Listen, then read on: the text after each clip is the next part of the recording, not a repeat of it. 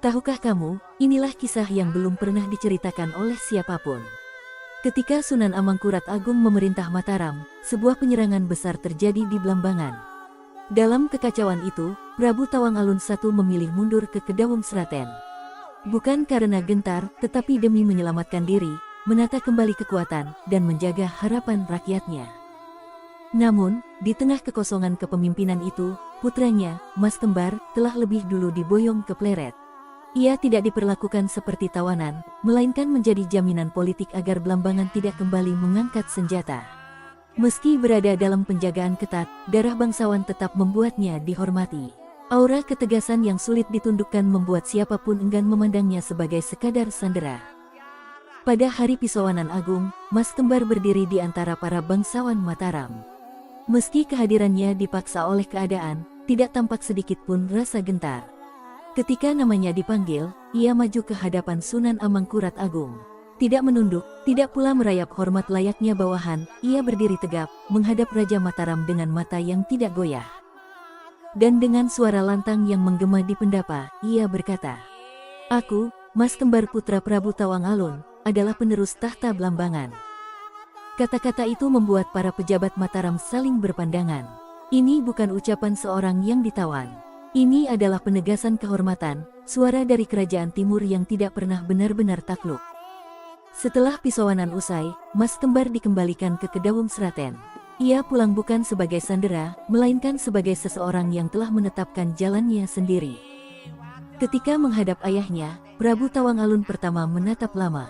Ada keterkejutan, kebanggaan, sekaligus kebimbangan. Sebab sebenarnya, ia telah menunjuk adiknya, Mas Wila, sebagai pewaris tahta karena Mas Kembar dianggap ditawan oleh Mataram.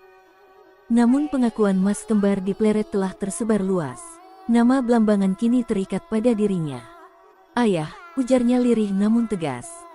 "Hamba telah menyatakan di Pleret bahwa hamba adalah pewaris Blambangan."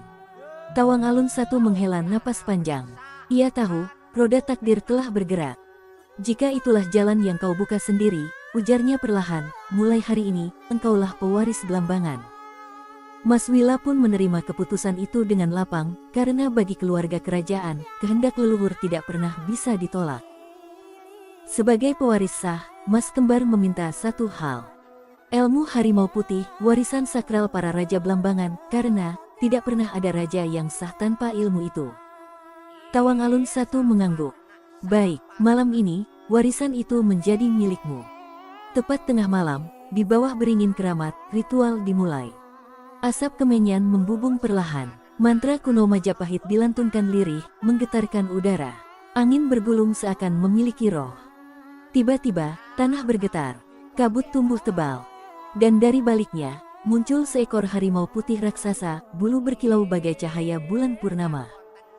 Aumannya menggema ke dalam hutan, membuat dedaunan bergetar. Prabu Tawang Alun I berseru, "Wahai penjaga Blambangan, wariskan kekuatanmu kepada pewaris sah kerajaan timur ini."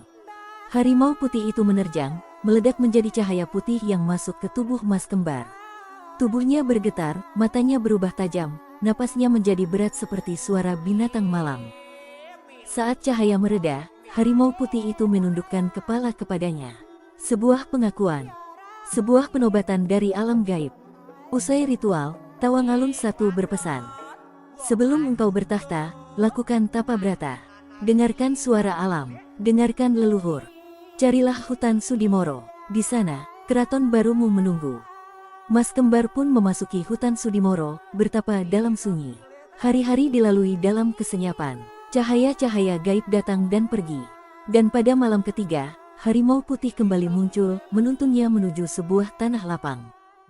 Tanah itu bergetar halus, seolah menyambut. Mas Kembar menunduk dan berbisik, "Di sini, Blambangan akan bangkit kembali."